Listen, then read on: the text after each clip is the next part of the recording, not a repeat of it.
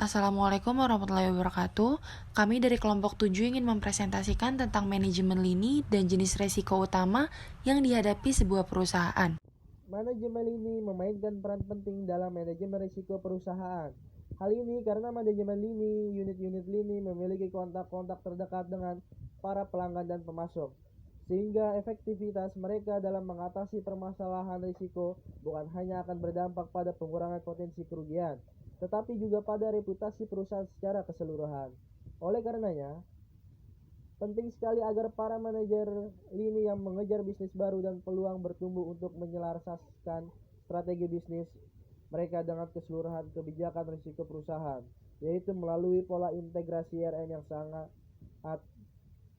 yang sehat dan baik. Berikut gambar mind mapping manajemen lini. Hubungan manajemen lini dan fungsi risiko. Menurut James Lam, terdapat 3 model hubungan organisasi antara manajemen risiko dan manajemen lini. Yang pertama, penyerangan versus pertahanan dalam model ini. Unit bisnis fokus pada maksimalisasi pendapatan dan manajemen risiko berfokus pada minimalisasi kerugian. Pola hubungan semacam ini adalah tindak produktif karena memiliki sasaran yang berlawanan satu dan lainnya, sehingga berpotensi bahaya. Oleh karenanya, pola ini tidak disarankan untuk digunakan. Yang kedua, kebijakan dan pembuatan kebijakan. Unit bisnis hanya dapat beroperasi di dalam kebijakan risiko yang dibuat oleh manajemen risiko, dan aktivitas mereka dimonitor oleh fungsi-fungsi risiko, audit, dan kepatuhan. Pola ini seringkali digunakan oleh perusahaan yang besar dan terdesentralisasi. Fungsi manajemen risiko membuat kebijakan dan limit-limit risiko di mana menjadi batasan-batasan dari unit-unit lini harus beroperasi. Yang ketiga, kemitraan.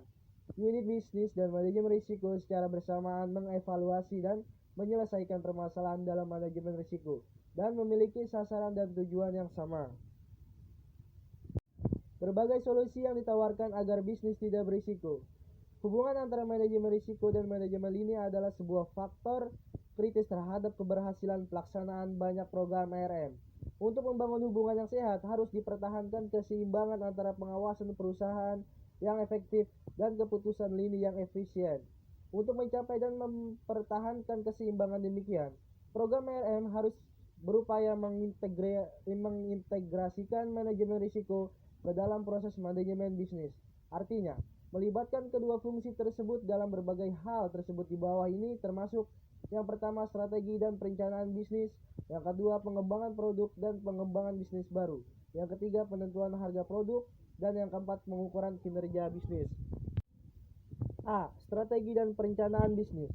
Strategi dan perencanaan bisnis yang diajukan oleh unit bisnis harus disertai pembahasan lengkap mengenai risiko yang terlibat, dan juga strategi penanganan risiko yang tepat. Identifikasi risiko pada saat awal akan lebih proaktif dalam pengembangan, dan mengimplementasikan kebijakan risiko terhadap perubahan bisnis, dan dapat menggunakan pengalaman yang diperoleh untuk mengembangkan praktik terbaik pada lebih banyak unit bisnis. B. Pengembangan produk dan pengembangan bisnis baru. Selain perencanaan bisnis, manajemen resiko harus menjadi bagian dari pengembangan peluang produk baru dan peluang bisnis. Peluang ini harus meliputi produk baru, investasi bisnis dan keuangan, rencana perluasan pasar, merger, dan juga akuisisi.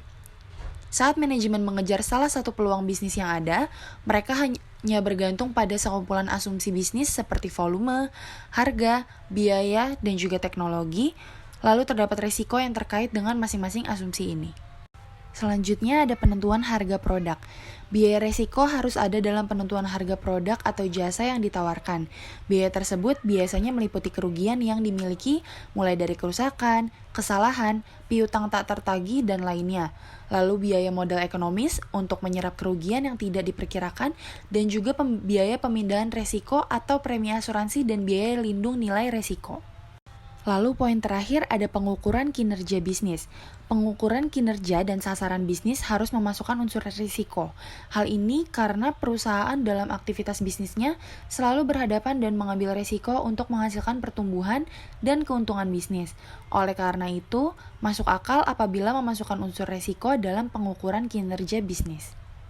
Slide selanjutnya membahas tentang mengukur risiko dalam bisnis. Berikut ada beberapa jenis resiko utama yang dihadapi dalam sebuah bisnis, beserta pertanyaan-pertanyaan spesifik yang dapat ditanyakan pada tiap resiko. Yang pertama, dalam resiko strategik. Apakah bisnis ini sangat tergantung pada teknologi khusus yang dapat dilampaui? Atau bagaimana jika harga bahan baku naik 2 kali lipat? Dan yang terakhir, dapatkah orang-orang bertahan tanpa produk atau pelayanan dari kita? Yang kedua, ada pertanyaan dari resiko kepatuhan, yaitu apakah kita memperluas ke pasar baru yang mungkin menghadapkan kita kepada persyaratan regulasi baru? Atau pertanyaan lainnya seperti bagaimana kita bisa yakin bahwa kita telah mematuhi setiap aturan dan regulasi yang diterapkan pada bisnis kita? Pertanyaan yang ketiga tentang resiko operasional, yaitu seberapa dapat diandalkan sistem dan teknologi kita dan seberapa sering itu gagal. Selanjutnya ada apa yang akan kita lakukan jika kehilangan daya selama lebih dari 24 jam. Pertanyaan keempat tentang resiko finansial, yaitu bagaimana jika klien terbesar kita bangkrut dan tidak dapat membayar tagihan terakhirnya. Atau pertanyaan lain seperti apakah kita memiliki hutang yang tinggi dan seberapa banyak hutang tersebut dalam nilai variabel. Lalu resiko reputasional adalah pertanyaan yang terakhir, yaitu apakah yang akan terjadi jika kita mendapat review negatif dari sebuah majalah atau website yang sangat mempengaruhi, atau bagaimana jika salah satu karyawan kunci kita terlibat dalam skandal. Begitu adalah contoh pertanyaan spesifik yang biasa ditanyakan dalam tiap resiko area. Assalamualaikum warahmatullahi wabarakatuh. Perkenalkan, saya Haribada Wijaya dari kelompok 7. Di sini saya akan menjelaskan kawasan resiko dalam bisnis. Anda perlu memeriksa perniagaan Anda dan mengenal pasti perkara-perkara tertentu yang boleh menjadi salah. Dan Anda juga akan memerlukan beberapa cara untuk menghadapi seberapa kerap resiko itu akan berlalu. Dan mengira jumlah kesan yang menyebabkan, dengan kata lain, Anda memerlukan salah satu cara untuk mengukur resiko tersebut. Anda akan belajar bagaimana untuk melakukannya dalam perbincangan ini. Di sini ada meletakkannya bersama-sama. Nah, meminta soalan-soalan ini dan lain-lain akan membantu Anda mengenal pasti beberapa risiko tertentu yang mesti dihadapi oleh perniagaan Anda. Selain itu, risiko dalam bentuk titik sebagai contoh. Selain Anda mungkin termasuk di sini ada yang pertama ada pelanggar utama XYZ terlambat membayar bila. Kedua, kehilangan kuasa selama lebih dari 24 jam. Ketiga, ketua pegawai koperasi kami, Janet, meninggalkan syarikat itu. Keempat, persaingan baru memotong harga produk utama kami. Yang kelima, ada mengganggu ulasan produk dari majalah atau halaman web yang itu sangat berpengaruh. Selanjutnya ada memperkirakan kecenderungan. Nah, Anda berhadapan dengan banyak faktor yang tidak diketahui di sini.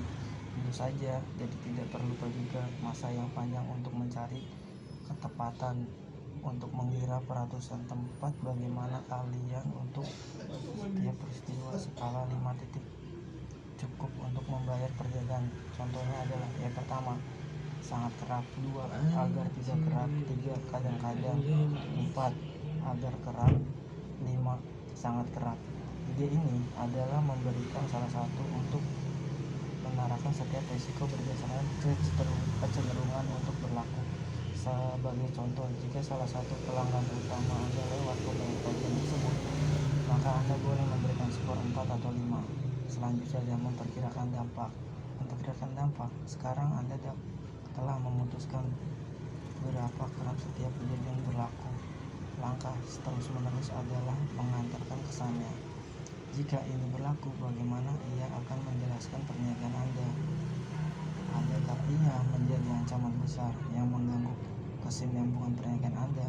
Seperti dahulu, Anda boleh menggunakan skala 5 mata yang mudah. Yang pertama adalah impak minimum, 2, kesan yang rendah, 3. Sekian presentasi dari kelompok 7, kurang lebihnya mohon maaf. Wassalamualaikum warahmatullahi wabarakatuh.